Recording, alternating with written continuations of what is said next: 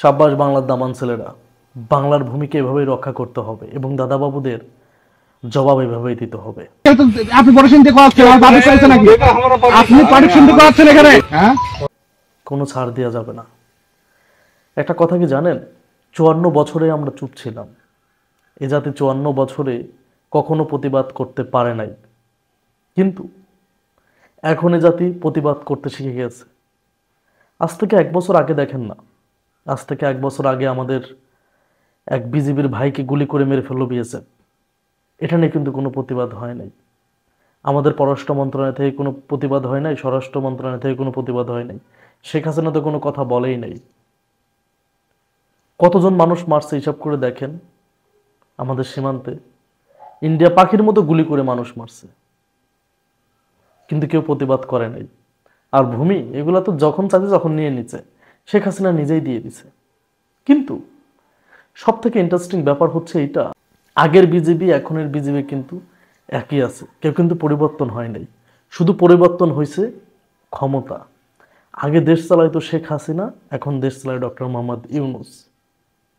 আগে দেশ চালাইতো শেখ হাসিনা, শেখ হাসিনাকে ইন্ডিয়াকে শুধু দিত, আর ডক্টর মোহাম্মদ ইউনূস ইন্ডিয়াকে দিচ্ছে না।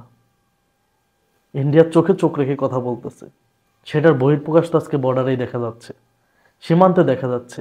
ইন্ডিয়াকে এক চুল ছাড় দিয়ে কথা বলতেছে না, এক চুল।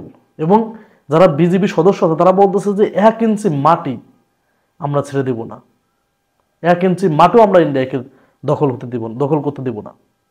এটাকেই বলে দেশপ্রেম।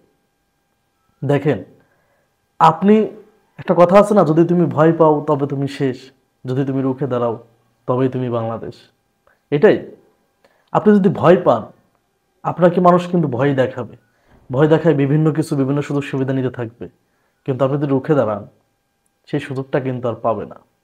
তো দাদা বাবুরা এতদিন নিতে নিতে দাদা বাবুদের অভ্যাস হয়ে গেছে খারাপ। এখন দাদা বাবুরা মনে করছে কি এখনো নিব, কিন্তু এখন তো আর চাইলেই সেটা হবে না।